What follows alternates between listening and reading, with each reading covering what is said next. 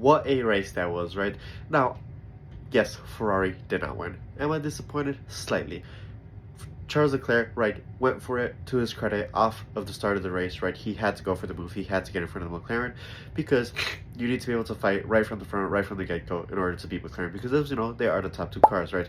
But I have to give it up to McLaren. This season so far, they are dominating.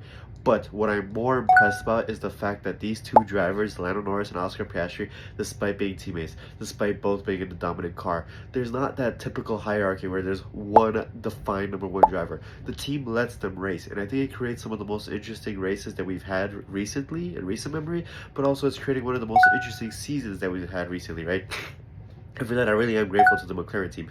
But let's talk about that fight, because realistically, Piastri went hard for it. Congrats to Lando Norris for winning, but Piastri definitely did go for the win, definitely did try to push Lando Norris all the way, and that's all you can really expect from what is essentially a pretty young driver, young in his career, right? Lando Norris is more experienced than him, right? But overall, I think it was a great race, and I can't wait for the next race. I did get my predictions wrong, but I'm okay with that, because it still was an interesting race, and here's a little glimmer of hope for Ferrari fans. We did get a 3-4. Better than previous races.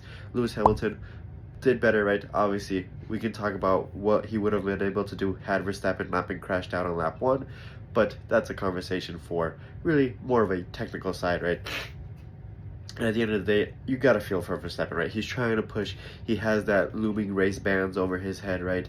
He's trying to push. He's trying to fight for the title still. But I think this season, it's really getting away from him. And I think if things don't change in the next few races, I think we'll see a McLaren definitely win.